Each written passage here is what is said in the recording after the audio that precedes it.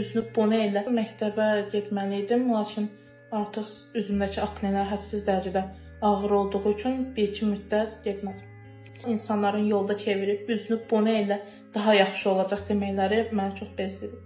Artıq 5-ci seansdayam və üzümdəki ağır aknelər yoxdur.